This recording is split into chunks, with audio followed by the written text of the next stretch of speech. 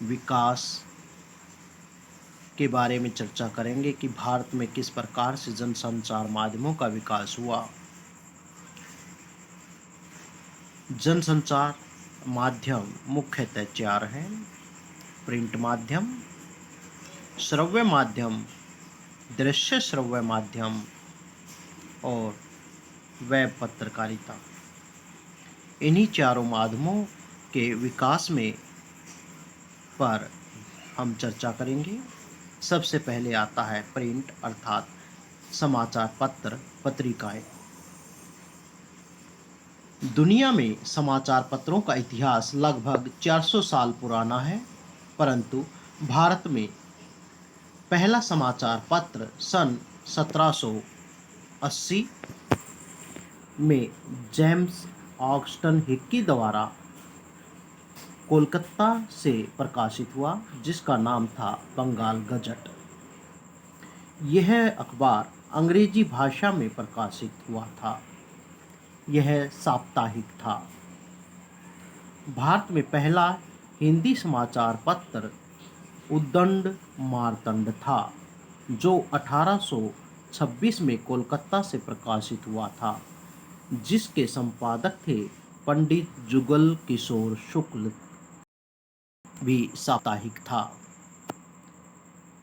हिंदी भाषा के विकास में शुरुआती अखबार व पत्रिकाओं ने विशेष भूमिका निभाई। इस दृष्टि से भारतेंदु हरिश्चंद्र का नाम विशेष रूप से सम्माननीय है। आज़ादी के समय हिंदुस्तान में केसरी, हिंदुस्तान, सरस्वती, हंस, करमवीर, आज प्रताप आदि समाचार पत्र व पत्रिकाएं प्रकाशित हो रही थी। Number 2, radio. रेडियो का आविष्कार सन 1895 में इटली के एक वैज्ञानिक जी मार्कोनी को दिया जाता है।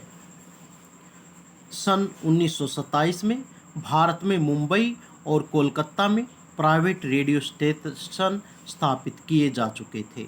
सन 1930 में इन्हें सरकार ने अधिग्रहण कर लिया तथा इसका नाम इंडियन ब्रॉडकास्टिंग सर्विस रखा गया।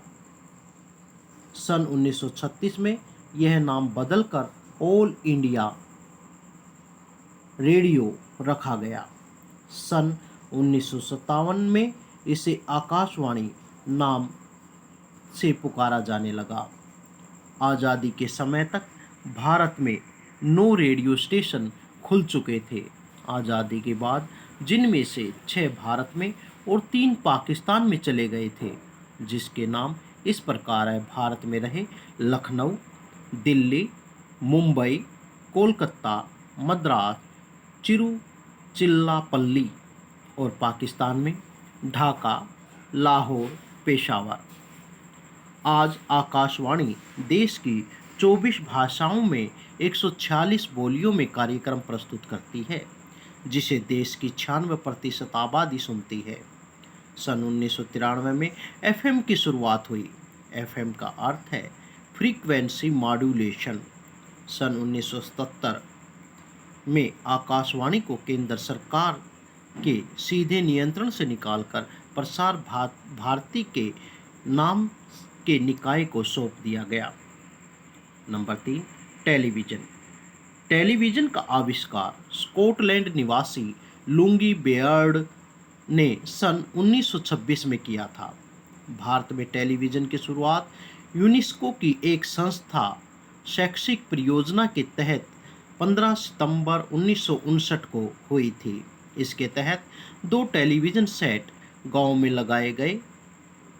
सप्ताह में 2 बार 1-1 घंटे का प्रोग्राम इन पर दिखाया जाता था। 15 अगस्त 1965 में भारत में विधिवत ढंग से टेलीविज़न सेवा शुरू हो चुकी थी। प्रतिदिन 1 घंटे का कार्यक्रम प्रकाशित होता था। यह टेलीविज़न सेवा अभी वस्तुतः आकाशवाणी का हिस्सा थी। 1 अप्रैल 1976 से टेलीविज़न सेवा को अलग कर दिया गया तथा इसका नाम दूरदर्शन रखा गया। सिनेमा।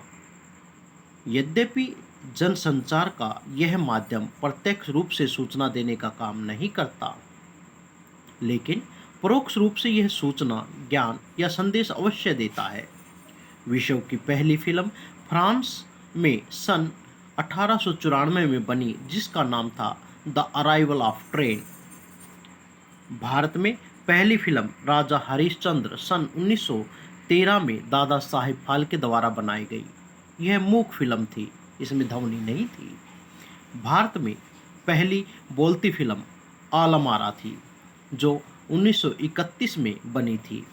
आज हमारा देश विश्व का सबसे बड़ा फिल्म निर्माता देश बन चुका है। यहाँ लगभग प्रति वर्ष 800 फिल्में बनती हैं। Number 4, internet. यह अपेक्षाकृत एक नया जनसंचार माध्यम है जो तेजी से लोकप्रिय हो रहा है। इसमें print media, radio, television, cinema, पुस्तकें आदि सभी के गुण मौजूद हैं। इस पर लगभग सभी विषयों से संबंधित जानकारी उपलब्ध है। भारत में जैसे जैसे कंप्यूटर साक्षरता बढ़ रही है, वैसे वैसे इंटरनेट का प्रयोग भी बढ़ रहा है, परंतु इस माध्यम का एक और गुण या दोष भी है। इस पर ऐसी वेबसाइटें भी उपलब्ध हैं जिनका युवा वर्ग के लिए कोई महत्व नहीं है, जिसमें अश्लील सामग्री प्रकाशित की जाती है। इससे युवा वर्ग पर बहुत गहरा प्रभाव पड़ता है, या कह सकते हैं कि दुष्प्रभाव पड़ता है। इस प्रकार से इस क्वेश्चन से आप महत्वपूर्ण एक एक नंबर के क्वेश्चन अवश्य बनाएं। धन्यवाद।